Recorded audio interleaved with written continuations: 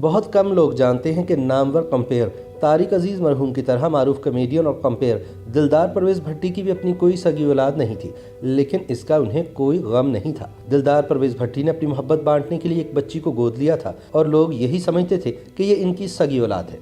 دلدار بھٹی نے اسے ناز و نام سے پالا اور اس کی شادی بھی بڑی دھوم دھام سے کی۔ مشہور محاورہ ہے کہ انسان کسی حال میں خوش نہیں رہتا، لیکن دلدار پرویز بھٹی کے حوالے سے یہ محاورہ ہمیشہ غلط ثابت ہوا۔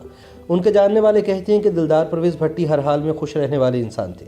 وہ پنجابی زبان کے کمپیئر، اردو زبان کے کالم نگار اور انگریزی ادب کے ایسے استاد تھے کہ جن کے بارے میں انگریزی کی تدریس کے حوالے سے استادوں کے استاد کہلانے والے پروفیسر جیلانی کامران بھی کہہ گئے ہیں کہ دلدار بھٹی سے بہتر انگریزی کوئی نہیں پڑھا سکتا۔ دلدار پرویز بھٹی نے انگریزی میں شاعری بھی کی۔ ان کی بڑی خواہش تھی کہ ان کی انگریزی شاعری کی کتاب شائع ہو، تاہم وہ یہ حسرت دل میں لیے اچانک برین ہیمریج کے باعث صرف 50 سال کی عمر میں اس دنیا سے چلے گئے۔ دلدار پرویز بھٹی پاکستان ٹیلی ویژن اور ریڈیو پاکستان کے نامور کمپیئر، کالم نگار اور مصنف تھے۔ وہ 30 نومبر 1948 کو گوجرانوالہ میں پیدا ہوئے۔ کریئر کا آغاز بطور معلم کیا اور ساہیوال کے گورنمنٹ کالج میں لیکچرار تعینات ہوئے۔ مختصر عرصے میں دلوں میں گھر کرنے والے ٹی وی اور ریڈیو کے ہر دل عزیز کمپیئر دلدار پرویز بھٹی اپنی حاضر جوابی میں بے مثال تھے۔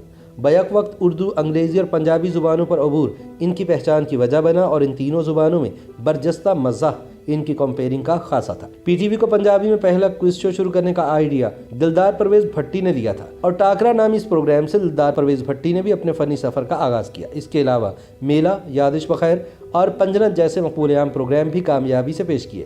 وہ پی ٹی وی سے 1974 سے 1994 تک منسلک رہے۔ انہوں نے کچھ عرصہ اخبارات میں کالم نگاری بھی کی۔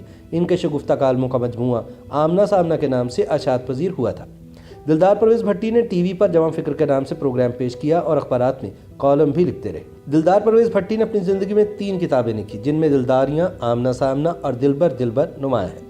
30 اکتوبر سن 1994 کو امریکہ میں عمران خان کے شوکت خانم کینسر اسپتال کے لیے فنڈز جمع کرنے کی ایک تقریب کے دوران اچانک دماغ کی شریان پھٹ جانے سے دلدار پرویز بھٹی صرف 50 برس کی عمر میں انتقال کر گئے تھے۔ دلدار لاہور میں وحدت کالونی کے قبرستان میں آسودہ خاک ہیں۔ YouTube پر گوگلی نیوز دیکھنے کے لیے youtube.com کی سرچ بار میں googly news T V type کریں۔ گوگلی نیوز کے پیج پر سرخ رنگ کے سبسکرپشن والے بٹن پر کلک کرنا نہ بھولیے۔ YouTube پیج پر اپلوڈ ہونے والی ویڈیوز سے باخبر رہنے کے لیے بیل آئیکن پر کلک کیجیے۔ آپ کو ہر نئی ویڈیو کے بارے میں نوٹیفیکیشن موصول ہو جائے گا۔